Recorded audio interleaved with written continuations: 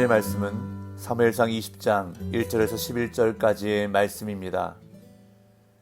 다윗이 라마 나요스에서 도망하여 요나단에게 이르되 내가 무엇을 하였으며 내 죄악이 무엇이며 네 아버지 앞에서 내 죄가 무엇이기에 그가 내 생명을 찾느냐. 요나단이 그에게 이르되 결단코 아니라 네가 죽지 아니하리라. 내 아버지께서 크고 작은 일을 내게 알리지 아니하고는 행하지 아니하나니 내 아버지께서 어찌하여 이 일을 내게 숨기리요. 그렇지 아니하니라. 다윗이 또 맹세하여 이르되 내가 네게 은혜 받은 줄을 네 아버지께서 밝히 알고 스스로 이르기를 요나단이 슬퍼할까 두려운즉 그에게 이것을 알리지 아니하리라 함이니라. 그러나 진실로 여호와의 살아계심과 네 생명을 두고 맹세하노니 나와 죽음의 사이는 한 걸음뿐이니라. 요나단이 다윗에게 이르되 네 마음의 소원이 무엇이든지 내가 너를 위하여 그것을 이루리라.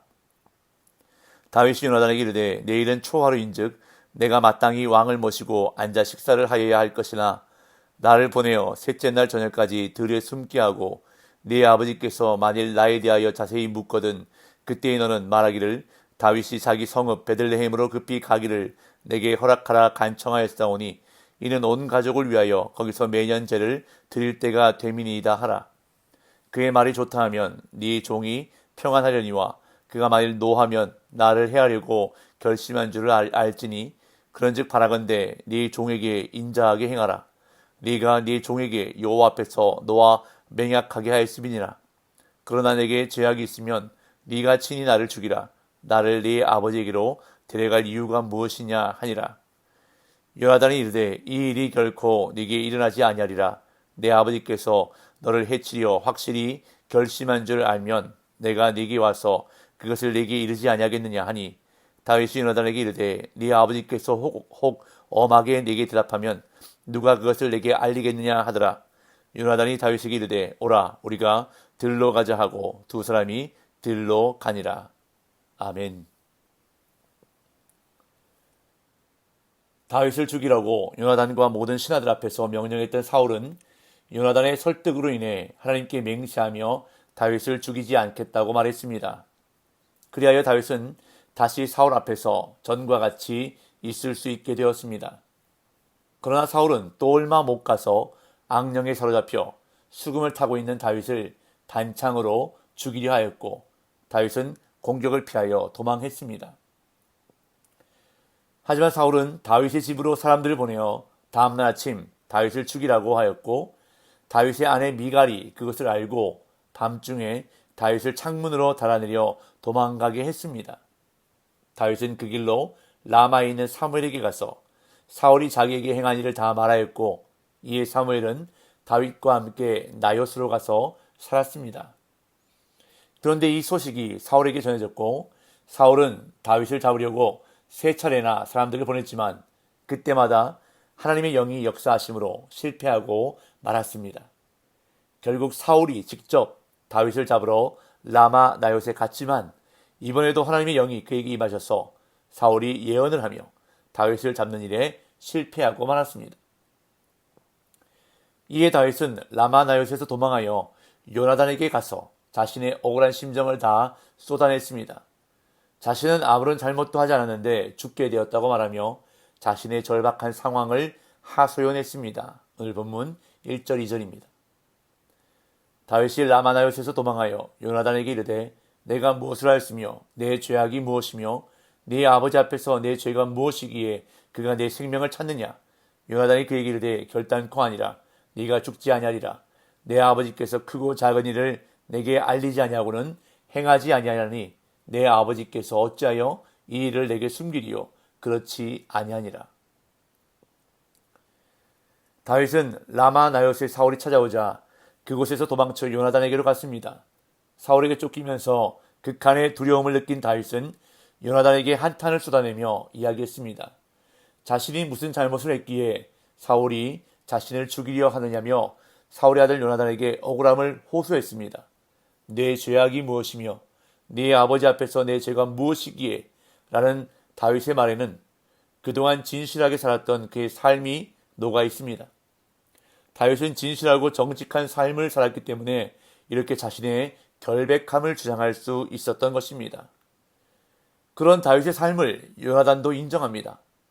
절박한 심정을 토로하는 다윗에게 요나단은 결단코 아니라 라고 말하면서 그를 안심시킵니다. 그런 다음 다윗이 죽지 않을 것이라고 단언합니다. 그렇게 말하는 이유는 아버지 사울 왕이 어떠한 결정이든 왕자인 자신과 다 공유하기 때문이라는 것입니다. 이제까지 큰 일이든 작은 일이든 자신에게 숨긴 적이 없기에 만약 아버지가 다윗을 죽이려고 한다면 자신이 모를 리가 없다는 것입니다. 하지만 이렇게 요나단이 다윗을 진정시켰지만 다윗의 마음은 가라앉지 않았습니다. 요나단이 아무리 안심시키려고 해도 다윗은 자신과 죽음 사이는 한 걸음뿐이라고 말하면서 크게 낙심했습니다. 3절 4절 다윗이 또 맹세하여 이르되 내가 네게 은혜 받은 줄을 네 아버지께서 밝히 알고 스스로 이르기를 요나단이 슬퍼할까 두려운즉 그에게 이것을 알리지 아니하리라 함이니라. 그러나 진실로 여호와의 살아계심과 네 생명을 두고 맹세하노니 나와 죽음의 사이는 한 걸음뿐이니라. 요나단이 다윗에게 이르되 네 마음의 소원이 무엇이든지 내가 너를 위하여 그것을 이루리라. 다윗은 자신을 안심시키는 요나단에게 다윗과 요나단이 가까운 사이임을 아는 사울이 요나단이 슬퍼할까 염려하여 다윗을 죽이려는 계획을 알리지 않을 수 있다고 말합니다. 그러면서 자신의 절박한 상황을 나와 죽음의 사이는 한 걸음뿐이라고 맹세하며 말합니다.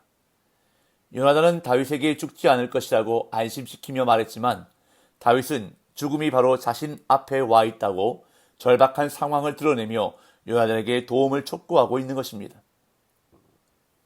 이에 요나단은 다윗이 원하는 것은 무엇이든지 돕겠다고 말합니다. 그러자 다윗은 한 가지 계획을 요나단에게 말하는데 초하루 날에 예정된 왕의 만찬에 참석하지 않으므로 사울 왕이 어떻게 반응하는지를 보고 그의 의중을 파악하자고 제안합니다. 5절에서 7절 다윗이 요나단에게 이르되 내일은 초하루인즉 내가 마땅히 왕을 모시고 앉아 식사를 하여야 할 것이나 나를 보내어 셋째 날 저녁까지 들에 숨게 하고 네 아버지께서 만일 나에 대하여 자세히 묻거든 그때에 너는 말하기를 다윗이 자기 성읍 베들레헴으로 급히 가기를 내게 허락하라 간청하였사오니 이는 온 가족을 위하여 거기서 매년 제를 드릴 때가 되민이다 하라. 그의 말이 좋다 하면 네 종이 평안하려니와 그가 만일 노하면 나를 해하려고 결심한 줄을 알지니. 다윗은 요나단에게 한 가지 제안을 내놓습니다. 아마도 당시 새로운 달이 시작하는 초하루가 되면 왕과 신하들이 한데 모여 만찬을 즐겼던 것으로 보입니다. 그런데 다윗은 그 만찬 자리에 참석하지 않고 셋째 날 저녁까지 들에 숨어 있겠다고 제안합니다. 그렇게 되면 사울왕은 다윗이 만찬에 오지 않은 것을 문제로 삼을 것인데 그때 요나단이 다윗을 위해 왕께 대답해 줄 것을 다윗은 요나단에게 요청했습니다. 다윗이 온 가족을 위하여 매년 제를 드리러 베들레헴에 갔다고 왕께 대답해 달라는 것입니다. 그러면 사울왕이 어떠한 반응을 할 것인데 그때 왕의 의중을 파악하자고 다윗은 제안합니다. 만약 사울이 요나단의 말을 듣고 좋다라고 허락한다면 다윗에게는 아무 일도 일어나지 않고 평안한 것이라고 말합니다. 그러나 만약 사울이 다윗의 부재를 공식적으로 문제 삼고 화를 낸다면 이는 왕이 다윗을 해하려 한다는 뜻으로 파악하자고 제안하는 것입니다.